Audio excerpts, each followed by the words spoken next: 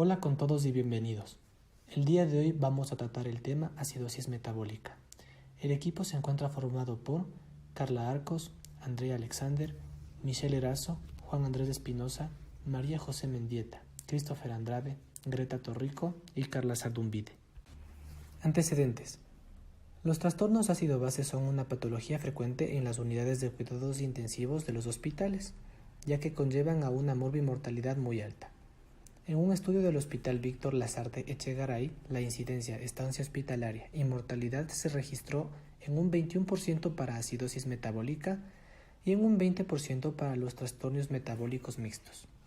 Según Sánchez y colaboradores, en el 2007, el mayor porcentaje de mortalidad se observó en los grupos con acidosis metabólica, 28,6%, y acidosis respiratoria, 27%. En cuanto a la incidencia, los valores gasométricos registrados para acidosis fueron de 43,97%, pH normal con 39,1% y alcalosis con el 17,02%.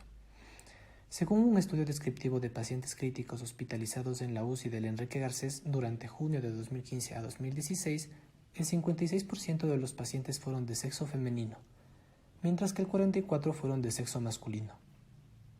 Se les realizó un estudio de gases arteriales, con edad promedio de 54,6 años, donde la mayoría de los pacientes de UCI tenían una edad mayor de 65 años. ¿Pero qué es la acidosis metabólica? Esta se da por un descenso de la concentración plasmática de bicarbonato, junto con una disminución de pH, donde el cuerpo compensa la disminución de pH incrementando la frecuencia respiratoria, en un esfuerzo por disminuir los niveles de presión parcial de CO2 y el ácido carbónico. Puede esperarse que la PCO2 disminuya 1 milímetro de mercurio a 1,5 milímetros de mercurio por cada disminución de un microequivalente de bicarbonato de sodio. Etiología.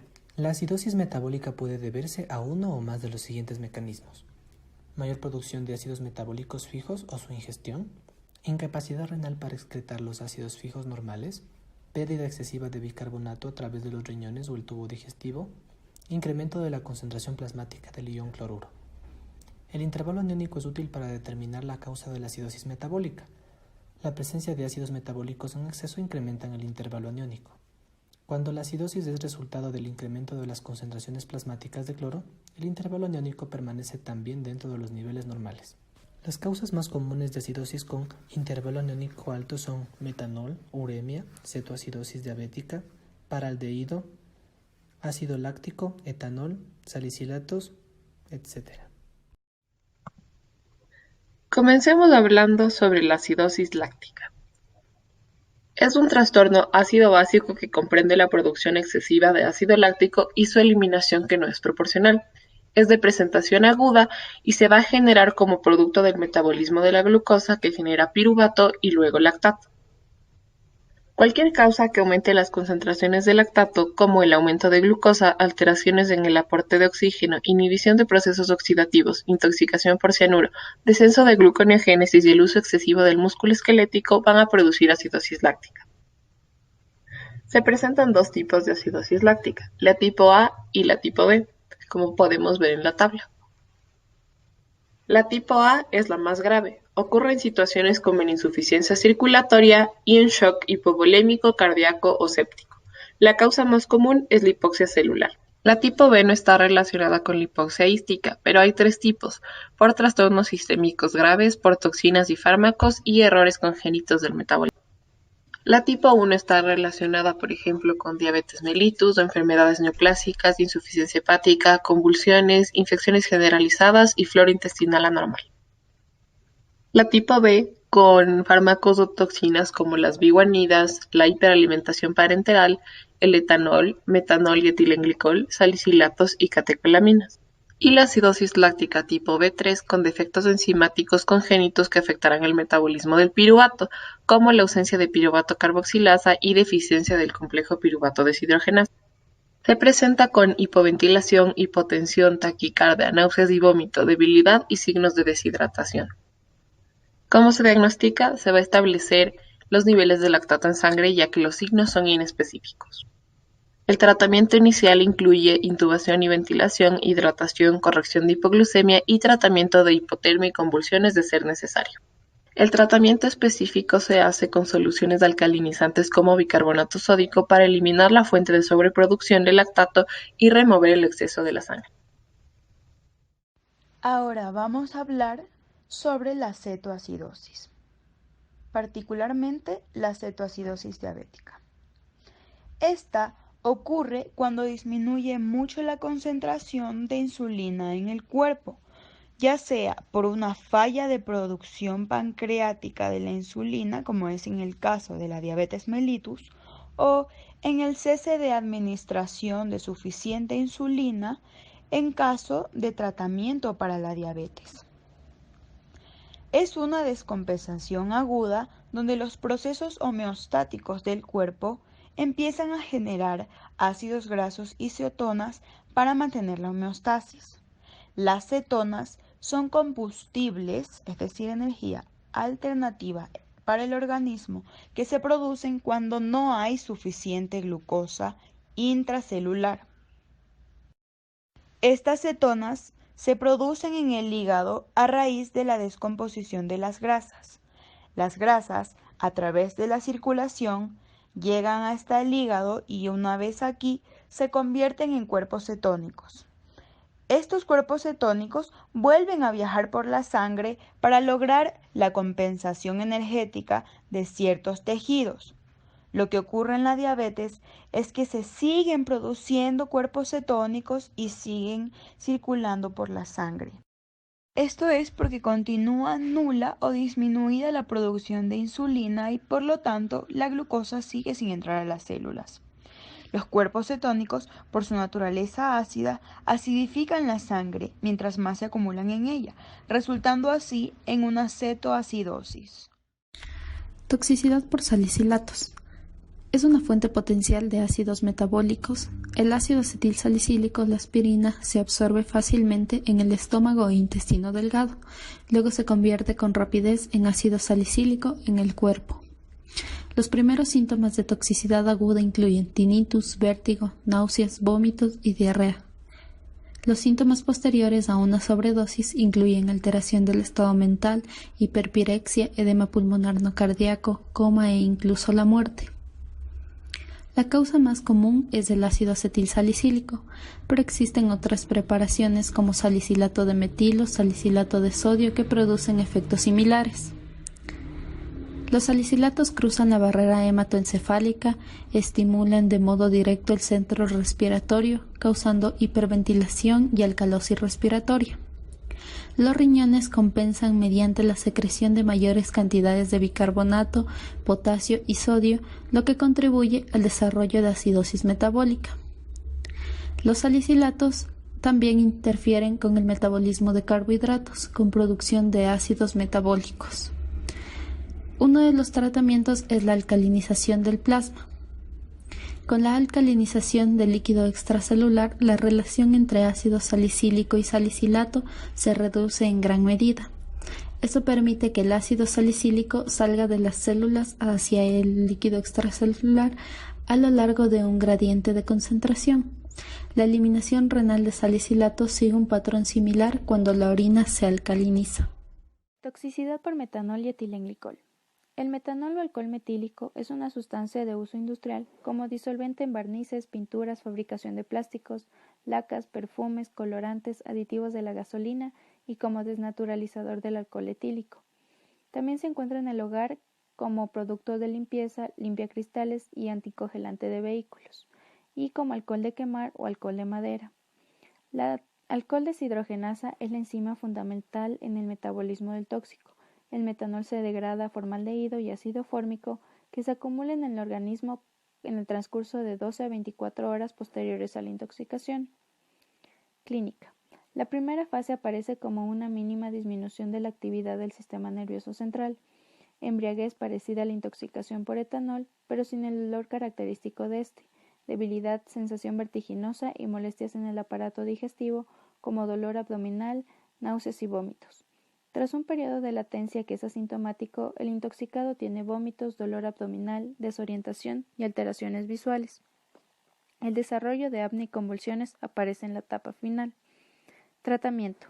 Es prioritario el manejo de la vía aérea, ventilación y estabilización hemodinámica. Antídotos. El etanol puede administrarse por vía oral o intravenosa. Sin embargo, la frecuente mala tolerancia por vía digestiva y el peligro de broncoaspiración hacen que la vía intravenosa sea el método recomendado. El Fomepizol es un fármaco comercializado para administración parenteral, aunque se puede utilizar también por vía oral. La hemodiálisis es la técnica más eficaz para la eliminación del metanol. Hay que tener en cuenta que el ácido fórmico es muy neurotóxico y que sus lesiones son irreversibles, y la hemodiálisis tiene capacidad extractiva tanto del metanol como del ácido fórmico, por lo que puede prevenir la aparición de secuelas. Etilenglicol. Es un glicol incoloro, inodoro y de sabor dulce que se emplea como disolvente en pinturas, betunes y anticongelante en los radiadores de automóviles. La causa más frecuente de intoxicación es la ingesta accidental de anticongelante. La alcohol deshidrogenasa es la enzima fundamental en el metabolismo del tóxico. Los productos metabólicos del etilenglicol son glicolato y oxalato, que se acumulan en el organismo en el transcurso de 12 a 24 horas posteriores a la ingesta del tóxico y son las responsables de la toxicidad. El glicolato también desacopla la respiración mitocondrial generando acidosis metabólica o láctica. Clínica.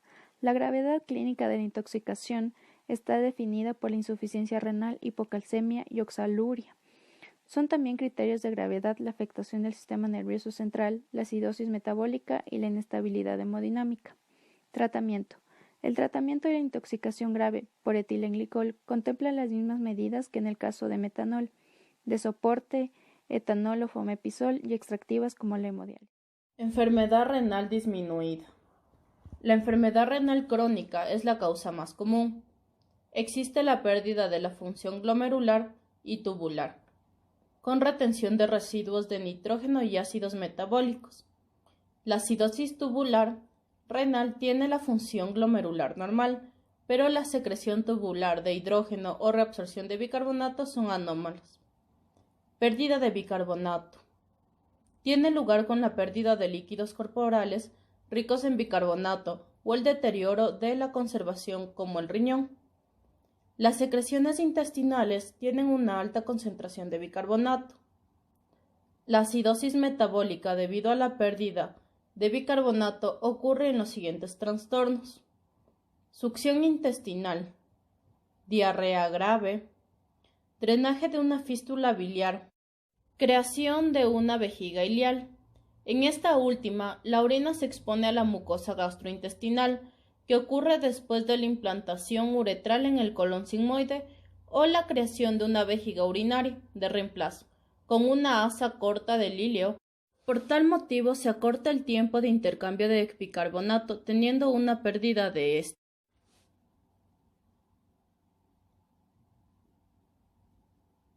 Acidosis hiperclorémica. Se observa cuando los niveles del cloro se incrementan. El bicarbonato y el cloro son aniones intercambiables. Puede desarrollarse como el resultado de tratamientos con fármacos que contienen cloruro, como el cloruro de amonio o el cloruro de sodio intravenoso. El intercambio aniónico permanece dentro de la normalidad mientras que los niveles plasmáticos de cloro se incrementan y el bicarbonato disminuye. Manifestaciones clínicas. La acidosis metabólica se caracteriza por la disminución del pH y los niveles de bicarbonato debido a la ganancia de hidrógeno o pérdida de bicarbonato.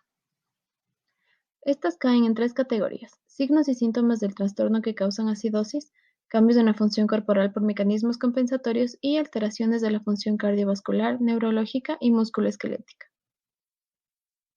Los signos y síntomas suelen comenzar cuando la concentración plasmática de bicarbonato cae a 20.000 equivalentes por litro o menos, y esta casi siempre se desarrolla en el curso de otra enfermedad, por ejemplo en la cetoacidosis diabética, en la que existe un incremento de la glucosa en sangre y orina y un olor característico de cetonas en el aliento.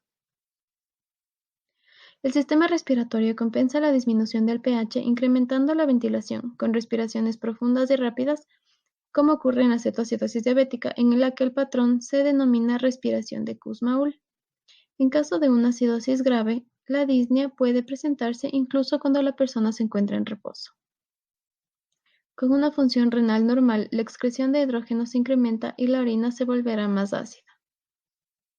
Otros signos y síntomas generales incluyen debilidad, fatiga, malestar general, cefalea intensa, anorexia, náuseas, vómito y dolor abdominal. Se deprime la excitabilidad neuronal, la conciencia disminuye, se manifiestan estupor y coma, y con frecuencia la piel se calienta y además se ruboriza. Cuando el pH cae 7,1 a 7,2, la contractilidad y el gasto cardíaco disminuyen, el corazón se vuelve menos sensible a las catecolaminas y pueden presentarse arritmias, incluso arritmias ventriculares mortales. La acidemia crónica, como la insuficiencia renal crónica, puede causar diversos problemas musculoesqueléticos que pueden ser el resultado de la liberación de calcio y fosfato por el exceso de iones de hidrógeno.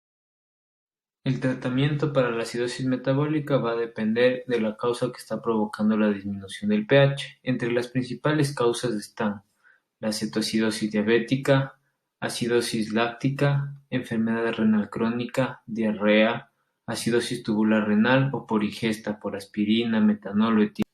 Entonces, en primer lugar, necesitamos saber si es que la acidosis metabólica es aguda o renal, para de esta manera dar un tratamiento adecuado.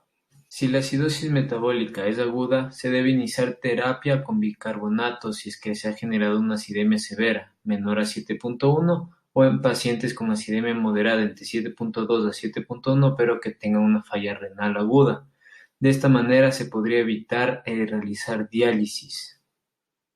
Sin embargo, se debe tener cuidado al alcalinizar el pH, ya que puede tener varias consecuencias, como acidificación intracelular, aumento de la producción de lactato y depresión del miocardio. Por este motivo, se utiliza únicamente cuando el bicarbonato está muy bajo y el pH es menor a 7,1. Entonces, por otro lado, si la acidosis es crónica, se debe principalmente a la diarrea, cuando el paciente tiene falla renal avanzado o cuando hay acidosis tubular renal. Los beneficios que trae realizar una terapia alcalina va a ser reducir o eliminar los mecanismos compensatorios como la hiperventilación, reducir la probabilidad de desarrollar calcificaciones en los riñones y también en pacientes con falla renal va a disminuir el daño renal.